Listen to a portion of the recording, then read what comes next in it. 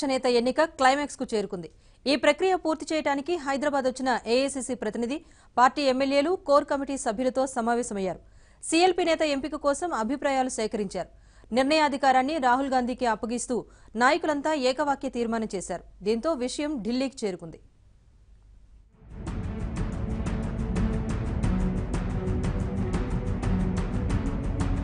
తెలంగాణ రెండో శాసనసభ కొలువు తీరింది. కాంగ్రెస్ శాసనసభాపక్ష నేత ఎవరన్న సస్పెన్స్ మాత్రం కంటిన్యూ అవుతోంది. శాసనసభ సమావేశాలు ప్రారంభం కావడంతో సీఎల్పీ నేత ఎన్నికపై పార్టీ హైకమాండ్ దృష్టి సారించింది. దీనికోసం ఏఐసీసీ నేత కేసీ వేణుగోపాల్ను హైదరాబాద్కు పంపించింది. సీఎల్పీ ఎంపిక ప్రక్రియను పూర్తి చేయడానికి వచ్చిన ఆయన టీపీసీసీ కోర్ కమిటీ సభ్యులతో ప్రత్యేకంగా సమావేశమయ్యారు. వారితో విడివిడిగా సమావేశమై అభిప్రాయాలు సేకరించారు.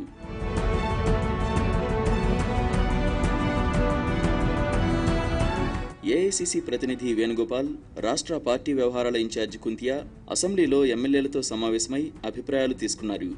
ఎమ్మెల్యేలు తమ వ్యక్తిగత అభిప్రాయాలు చెప్తూనే నిర్ణయాధికారాన్ని పార్టీ అధినేత రాహుల్ గాంధీకి అప్పగిస్తూ ఏకవాక్య తీర్మానం చేశారు. తీర్మానాన్ని ఉత్తమ్ కుమార్ రెడ్డి ప్రవేశపెట్టగా ఎమ్మెల్యేలంతా ఏకగ్రీవంగా ఆమోదించారు. అందరి సంతకాలతో కూడిన తీర్మాన కాపీని వేణుగోపాల్కు అందించారు. ఎమ్మెల్యేల నిర్ణయాన్ని అధిష్టానానికి పంపుతున్నట్లు ఆయన చెప్పారు. దాంతో ఇప్పుడు వ్యవహారం ఢిల్లీకి చేరింది. ఏ క్షణమైనా ఢిల్లీ నుంచి నిర్ణయం వెలువడే అవకాశం ఉందని ఏఐసీసీ ప్రతినిధి వేణుగోపాల్ చెప్పారు. And CLP has took a unanimous resolution authorizing Honorable Congress President Rahul Gandhi ji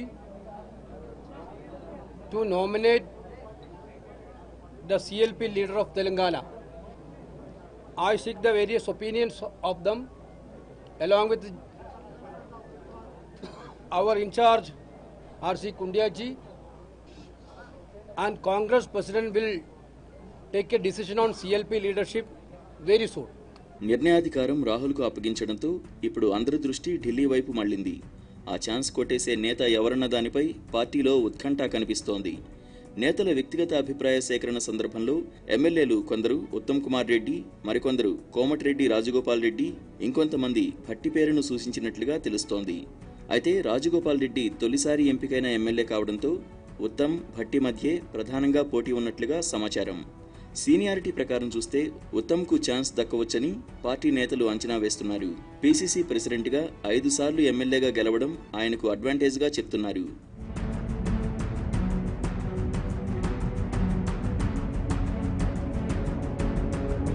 seniority ప్రకారం కాకుండా సామాజిక సమీకరణాల లెక్కలు తీస్తే మాత్రం భట్టికి అవకాశం దక్కే ఛాన్స్ ఉందంటున్నారు. 4 సార్లు ఎమ్మెల్యేగా, 1 సారి ఎమ్మెల్సీగా, డిప్యూటీ స్పీకర్గా, చీఫ్ విప్గా పనిచేసిన అనుభవం భట్టికి ప్లస్ పాయింట్స్. దానికి తోడు రాహుల్ గాంధీ మాజీ సలహాదారు కొప్పుల రాజు కూడా భట్టి విక్రమార్కకు మద్దతుగా ఢిల్లీ స్థాయిలో మంత్రాంగం నడుపుతున్నట్లు గుసగుసలు వినిపిస్తున్నాయి. ఈ పరిస్థితుల్లో సీఎల్పీ నేతగా భట్టికే అవకాశాలు ఎక్కువగా ఉన్నట్లు పార్టీ వర్గాల్లో జోరుగా ప్రచారం జరుగుతోంది.